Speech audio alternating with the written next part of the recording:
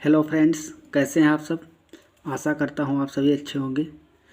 तो BSc first year zoology first semester cytology के question practice कर रहे थे हम लोग। एमसीक्यू टाइप क्वेश्चन इस बार सिलेबस में जैसे कि बदलाव आया है, तो उसके अकॉर्डिंग जो नया सिलेबस है उसके क्वेश्चन प्रैक्टिस कर रहे हैं मॉडल पेपर के अकॉर्डिंग। तो चैप्टर चल रहा था न्यूक्लियस एंड क्रोमोसोम। इसके 40 क्वेश्चन इससे पहले की क्लास में डिस्कस किए जा चुके हैं। आज हम लोग उसके आगे के क्वेश्चन को कंटिन्यू डिस्कस करेंगे। तो अगला क्वेश्चन है 41। Lampbrush chromosomes are found inside. Lampbrush chromosomes पाए जाते हैं तो ये मेढक की ओसाइट में पाए जाते हैं। कहाँ पाए जाते हैं? मेढक की ओसाइट में। Question number 42। Genetically active area of chromosomes is called. तो जेनेटिकली एक्टिव होता है यूक्रोमेटिन। देखो, अगर देखा जाए क्रोमेटिन फाइबर दो प्रकार के होते हैं, यूक्रोमेटिन और हेटेरोक्रोमेटिन। यूक्रोमेटिन जो रंजक के द्वारा रंगने पर कम रंगते हैं, हल्के रंगते हैं लाइटली, और हेटेरोक्रोमेटिन बहुत ज़्यादा रंग जाते हैं। तो यूक्रोमेटिन जो होता है, यूक्रोमेटिन में डीएनए की मात्रा आरएनए से ज़्यादा होती है और आनुवंशिकी दृष्टि से ये सक्रिय क्षेत्र होते हैं। सूचनाओं का आदान प्रदान यूक्रोमेटिन के में जो डीएनए होता है उसके थ्रू होता है, और हेटेरोक्रोमेटिन ये इनएक्टिव निष्क्रिय क्षेत्र होते हैं क्रोमेटिन फाइबर के। Question number 43। Drosophila melanogaster has 8 chromosomes in somatic cells. How many linkage groups will be there. तो इसमें 4 लिंकेज होते हैं, 8 क्रोमोसोम सोमेटिक सेल में पाए जाते हैं। ड्रोसोफिला मेलेनोगेस्टर बहुत ही इंपॉर्टेंट है। इस पर टी.एच. मॉर्गन हंट ने प्रयोग किया था। टी.एच. मॉर्गन हंट एक साइंटिस्ट थे, टी.एच. मॉर्गन हंट, जिन्होंने ड्रोसोफिला मेलेनोगेस्टर पे क्रोमोसोमल थ्योरी का सत्यापन किया था एक्सपेरिमेंट करके। अगला क्वेश्चन है question number 44। 2 sister chromatids are attached with. 2 sister chromatid आपस में किसके द्वारा जुड़े होते हैं? तो सिस्टर क्रोमेटिड जो है तो ये सेंट्रोमियर से जुड़े होते हैं। ये ऐसे होता है, ये एक है क्रोमेटिड और ये दूसरा क्रोमेटिड है। ये दोनों आपस में सेंट्रोमियर, ये क्या है? सेंट्रोमियर। तो सेंट्रोमियर के द्वारा जुड़े रहते हैं। Question number 45। Balbiani rings are present in. Balbiani वलय कहाँ होते हैं? तो ये पॉलीटीन क्रोमोसोम्स जो होते हैं, पॉलीटीन क्रोमोसोम्स, उसमें वलय रिंग उपस्थित होती हैं जिनको बाल्बियानी वलय कहते हैं। Question number 46। Chromosomes can be stained with. Chromosome को किसके द्वारा, कौन से केमिकल द्वारा स्टेन किया जा सकता है, विरंजित किया जा सकता है? तो एक केमिकल होता है एसीटोकार्मीन, जिसके थ्रू क्रोमोसोम को रंगा जा सकता है। इसी से रंगते हैं तो पता चलता है कौन हेटेरोक्रोमेटिन है, कौन euchromatin. Question number 47। Crossing over takes place between. Crossing over gene विनिमय किसके मध्य होता है? तो जीन विनिमय हमेशा जो होमोलोगस क्रोमोसोम्स होते हैं, समजात गुणसूत्र, उनके बीच में जीन विनिमय होता है, जिससे कि वेरिएशन डेवलप होती है आगे की पीढ़ी में। Question number 48। Where is the number of chromosomes is reduced to half in first reduction divisions of meiosis, then what is the need for second mitotic division? जब मियोसिस के प्रथम न्यूनकारी मतलब मियोसिस अर्धसूत्री विभाजन, जिसमें गुणसूत्रों की संख्या घटती है, उसको न्यूनकारी विभाजन बोलते हैं। जब मियोसिस के प्रथम न्यूनकारी विभाजन में गुणसूत्र की संख्या घटकर आधी रह जाती है तो द्वितीयक समसूत्री विभाजन की आवश्यकता क्यों होती है?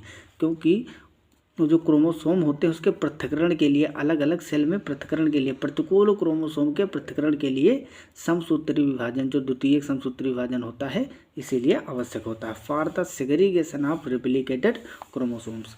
Question number 49। In humans chromosomal condition of male is. तो मेल में क्या होता है? देखो, 44 गुणसूत्र जो होते हैं ऑटोसोम, जो दैहिक गुणसूत्र बोलते हैं जिसको, वो मेल और फीमेल में एक समान होते हैं। लेकिन फीमेल में जो सेक्स क्रोमोसोम होते हैं वो XX होते हैं, लेकिन मेल में होते हैं X और Y, जिसको हेटेरोजाइगस भी बोल सकते हैं। Question number 50, the carriers of hereditary material are, आनुवंशिक लक्षणों के वाहक होते हैं। तो आनुवंशिक लक्षणों के वाहक कौन होते हैं? गुणसूत्र होते हैं। या जीन नहीं, बड़े लेवल पे देखा जाए तो गुणसूत्र होते हैं, क्योंकि गुणसूत्र पे ही डीएनए और जीन उपस्थित होते हैं। Question number 51, the 23rd pair of chromosomes in man is known as, जो 23rd पेयर मतलब वही XY, मैन में XY होता है गुणसूत्र, सेक्स क्रोमोसोम 23वां जोड़ा, तो उसको हेट्रोसोम्स बोलते हैं, क्योंकि वो अलग अलग प्रकार के दो हैं। और फीमेल में XX होते हैं, मतलब होमोसोम होते हैं, उसको होमोजाइगस बोल सकते हैं। ये हेट्रोजाइगस या हेट्रोसोम होते हैं। अगला क्वेश्चन है question number 52, in recent past human chromosomes have been studied by a technique using specific often fluorescent dyes known as, जो रंजकों का प्रयोग, फ्लोरोसेंट रंजकों का प्रयोग इससे पहले के मानव गुणसूत्रों के अध्ययन में किया गया, वो कौन सी टेक्निक है? उस टेक्निक का नाम बताना है। तो बेंडिंग तकनीक बोलते हैं उसको, banding technique. Question 53, the chromosomes as thread like structures in nucleus was first discovered by, तो स्टारबर्ग जो थे साइंटिस्ट, उन्होंने पहले क्रोमोसोम को खोजा था, उसकी डिस्कवरी किया था। Question number 54, the function of chromosomes of carrying the genetic information from one cell generation to another is performed by, DNA की आनुवंशिकी सूचना को एक कोशिका पीढ़ी से दूसरी पीढ़ी में ले जाने का कार्य प्रतिपादित होता है, तो डीएनए द्वारा होता है, क्योंकि डीएनए से ही लक्षणों की वंशागति की होती है। Question number 55, the chromosomes which determine the somatic characters are called, वे क्रोमोसोम जो कि कायिक लक्षणों के निर्धारण के लिए कार्य करते हैं, तो उनको ऑटोसोम्स बोलते हैं। जो लिंग के लिए करते हैं उसको सेक्स क्रोमोसोम्स बोलते हैं। Question number 56, chromosome number is, गुणसूत्र संख्या निश्चित होती है जाति के लिए, किसी भी जाति के लिए, अलग अलग जातियों में अलग अलग होते हैं। और एक ही जाति के जो मानव है, जैसे मनुष्य है, तो मनुष्य में जितने भी मनुष्य हैं सब में 46 ही होंगे, 23 जोड़ी ही होते हैं। अगर किसी किसी में कम होते हैं तो वो एबनॉर्मलिटी होती है, वो विकृतियाँ होती हैं, उनमें रोग हो जाते हैं। जैसे सिंड्रोम पढ़े होंगे आप लोग, Turner syndrome, Down syndrome, Klinefelter syndrome, Patau syndrome, तो ये सिंड्रोम्स हो जाते हैं। बाकी 99.9% बराबर ही संख्या होती है 46 गुणसूत्र। Question number 57, in man sex linked characters are mainly transmitted through, नर में लिंग संलग्न लक्षण किसके द्वारा स्थानांतरित, तो एक्स लिंग संलग्न बहुत सारे रोग होते हैं, तो एक्स गुणसूत्र से मैक्सिमम लिंक्ड होते हैं। Question number 58, the recessive genes located on X chromosome in human are always, मनुष्य के एक्स गुणसूत्र पर स्थित अप्रभावी जीन हमेशा नर में अभिव्यक्त होते हैं, मादा में नहीं होते हैं।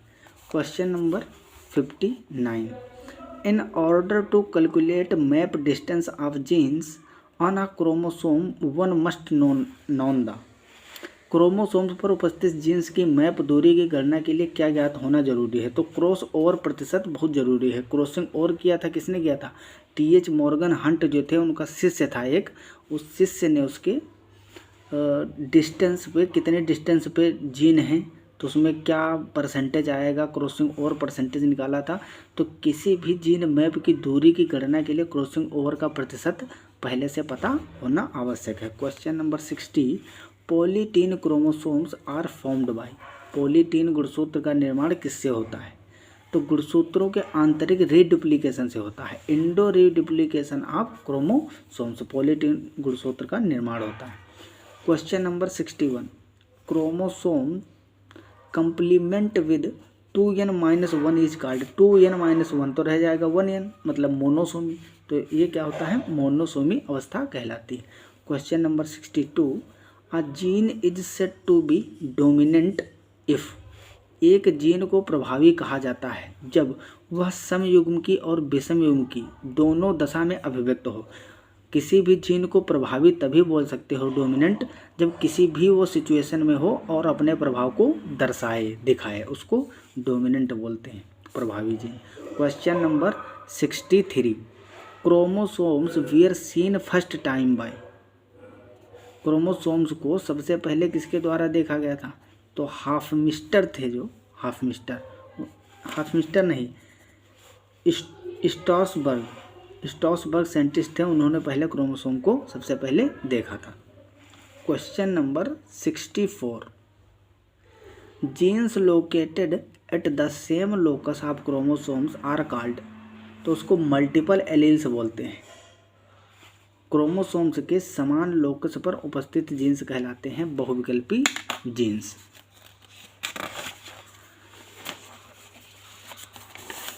तो आप लोगों को बराबर कंटिन्यू क्वेश्चन प्रैक्टिस भी कराई जाएगी और लेक्चर भी अवेलेबल हैं चैनल पे। आप लोग हमारे चैनल बीएससी वर्ल्ड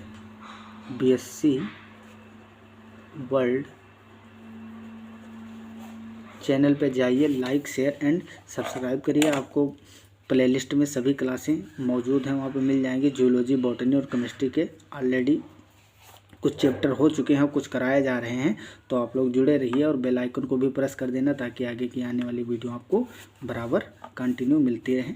तो अगला क्वेश्चन है 65, the person who discovered Y chromosomes was. Y chromosome को किसने खोजा था? तो इसको नेटी स्टीवंस ने, एक साइंटिस्ट थे नेटी स्टीवंस, इन्होंने वाई क्रोमोसोम को खोजा था। Question number 66, nu body was show by. ये कहाँ किसने प्रदर्शित किया था, किसने खोजा था? तो इसको वुडकॉक एक साइंटिस्ट थे, उन्होंने बताया था कि न्यू बॉडी जो है ये भी क्रोमोसोम में होते हैं। साइटोकाइमरेज मीन्स, साइटोकाइमरेज का क्या अर्थ होता है? Cells having different chromosomes other than vegetative cell, जो कायिक कोशिकाएं होती हैं उसके अलावा जब सेल डिफरेंट क्रोमोसोम को, दूसरे अन्य क्रोमोसोम को, भिन्न भिन्न क्रोमोसोम को प्रदर्शित करते उसको, उसके लिए शब्द यूज किया जाता है साइटोकाइमरेज। Question number 68, genes carried on chromosomes was first proved by. ये स्टेटमेंट बहुत ही इम्पोर्टेंट है कि क्रोमोसोम पर जीन होते हैं और वही लक्षणों को एक से दूसरी पीढ़ी में ले जाते हैं। इसको किसने सबसे पहले देखा था? तो इसको बताया था ब्रिजेस साइंटिस्ट थे, ब्रिजेस ने बताया था। Question number 69, in Pisum sativum there are 14 chromosomes, how many pairs with different chromosomal composition can be prepared. Pisum sativum मतलब मटर की बात की जा रही है, उद्यान मटर, उसका नाम होता है साइंटिफिक नेम पाइसम सेटाइवम, में 14 गुणसूत्र होते हैं। इनसे कितने भिन्न प्रकार वाले क्रोमोसोमल संगठन बनाए जा सकते हैं? तो 2 की पावर 7 बनाए जा सकते हैं। अगला क्वेश्चन है 70, the core of nucleosome is made up of. Nucleosome का केंद्रीय भाग बना होता है। तो न्यूक्लियोसोम में क्या होता है? 2 चीज़ें होती हैं, सेंटर में होता है हिस्टोन प्रोटीन और उसके ऊपर क्या होते हैं? लिपटे हुए होता है डीएनए। तो सेंटर में पूछा गया कोर किसका बना होता है? तो कोर बना होता है हिस्टोन प्रोटीन का। वो कौन कौन सी हिस्टोन होती है? H2A, H2B, H3, H4 और H1। H1 हिस्टोन क्या काम करता है? वो जो फंदे न्यूक्लियोसोम के ऊपर होते हैं, मान लो ये था हिस्टोन के ऊपर ऐसे डीएनए लपटा हुआ होता है। तो इस डीएनए को यहाँ पे H1 प्रोटीन होती है, H1 हिस्टोन प्रोटीन, जो कि इस डीएनए को बांध के रखती है ताकि ये जो कोइलिंग है, कोइलिंग खुले ना, इसलिए। ठीक है। Question number 71, nucleosome consist of. Nucleosome में होता है, तो न्यूक्लियोसोम में हिस्टोन प्रोटीन होते हैं और क्या होता है? डीएनए होता है। Question number 72, structural element of chromatin is. Chromatin का संरचनात्मक तत्व क्या है? तो क्रोमेटिन का संरचनात्मक तत्व होता है न्यूक्लियोसोम। 6 न्यूक्लियोसोम मिलकर एक सोलेनॉइड बनाते हैं। बहुत सारे सोलेनॉइड एक में आपस में जुड़ते जाते हैं और धागे जैसी संरचना बनाते हैं, जिसको क्रोमेटिन फाइबर बोलते हैं। तो क्रोमेटिन का संरचनात्मक तत्व न्यूक्लियोसोम होता है।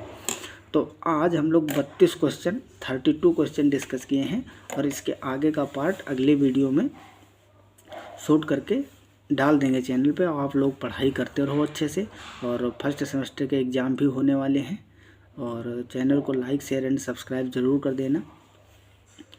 तो पढ़ाई करते रहो। All the very best. मिलते हैं अगली क्लास में, तब तक के लिए ओके बाय।